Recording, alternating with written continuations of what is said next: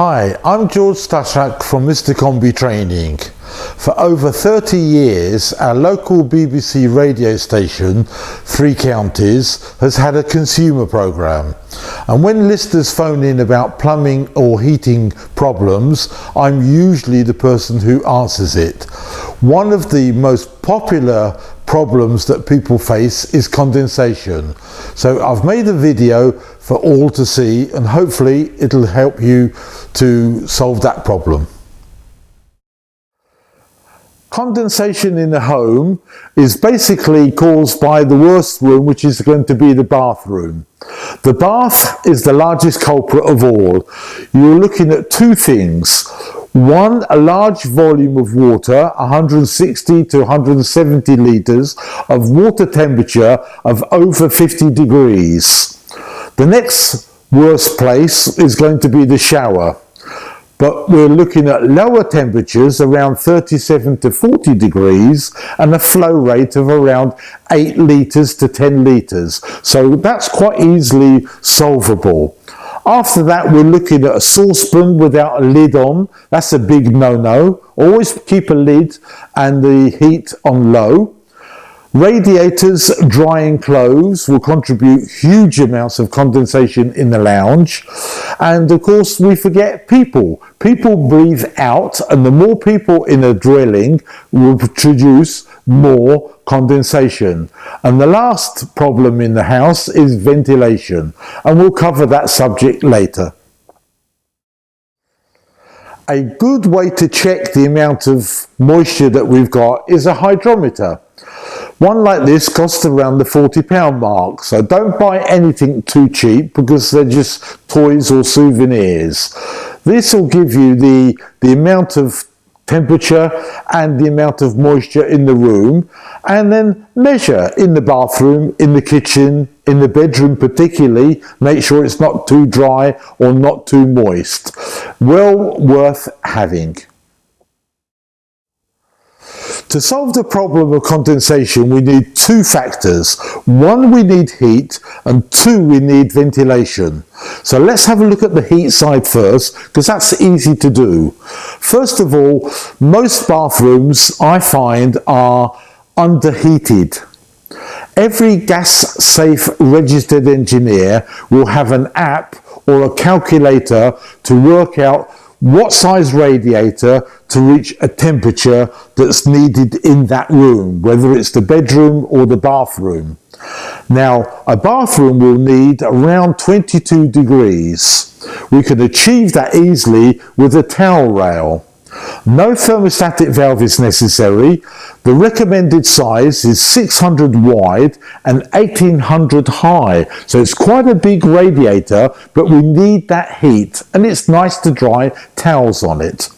The next way to heat up a bathroom is electric underfloor. They come with a thermometer thermostat, and because the heating season is maybe 4 or 5 months at the most, the electric underfloor can be used in the autumn and spring to warm up the tiles, and it makes a very pleasant warm bathroom, which adds to removing that condensation.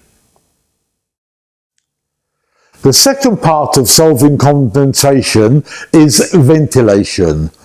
Now, in a bathroom, I've measured an example. So we've got 2.5 meters long, 2 meters wide, and 2.4 meters high. The volume of that is 12 cubic meters. We need to work out the air changes. So in a small bathroom, that would be 8. So we multiply 12 times 8 is 96. In a larger bathroom, we would need 12 changes of air. So that would be 144 litres of moisture to remove. You go to several fan manufacturers and find which is the best one suitable for you.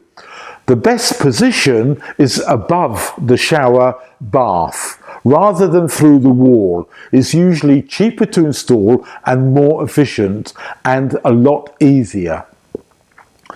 The next thing that we need to work out is additional parts. So if you have a small bathroom, consider one of their quiet or whisper silent fans.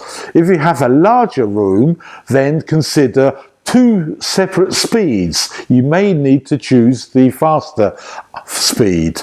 Also consider one that has a moisture sensor built in. So when you leave the bathroom and switch the light off, then the fan will overrun, remove the moisture safely without you having to worry about working or not. And that's how we choose the correct fan in the correct bathroom. The best location of the fan is over the bath shower or the shower itself in the ceiling. That's classed as zone 1. You have to use a registered electrician from one of the main registration companies, because only they will be qualified to wire it up to the light switch, because that's the best place. Don't use a separate switch and try and guess. Get them to wire it up that way, and then you'll know that it's correct and safe. Another good feature is to buy a dehumidifier. Now, we can't dry clothes on radiators because that's really bad for the house. But consider a floor standing air and a floor standing dehumidifier. This is designed for a 3-bedroom house or a lounge. Very useful for drying the air out and making a nice, pleasant atmosphere, particularly if you live in a small dwelling. I've put down a short list of hints and tips just to remind everyone what you can do very easily. Number 1, of course, is dry outside. We don't seem to do this very often. We rely on a tumble dryer and the sun is shining. That's free. Avoid 11 o'clock to about 3 or 4 o'clock because the sun could make the clothes crisp, which is not practical to use. Another thing that we can look at is clothes dryers, as we mentioned, but also don't block ventilators in the house, particularly the ones outside at low level. People do that to stop mice or spiders coming in, but that's really harmful to the house. That cold air wants to go into the building, up through the building and out through the roof, so we need to ventilate the whole house. Don't block them up at all, or any other ventilators. Use that natural ventilation, it's free. Another thing that we can do is, of course, is remember never to use saucepans without a lid. Turn the fumes down and use that on simmer for a little bit longer. That saves a lot of steam in the kitchen. Another thing is microwaving vegetables doesn't produce steam. It's often quicker and healthier. And the last thing as possible is don't open the window so wide that you allow a whole hurricane of air coming in, because that's just going to cool the bathroom down. We want a warm bathroom. If you live in a dwelling by yourself or just with a partner, then maybe you might be able to open the door to the bathroom and use the heat from the house to add to the heat of the bathroom and cause that ventilation to work even more efficiently. So here's a few hints and tips which hopefully you'll find useful.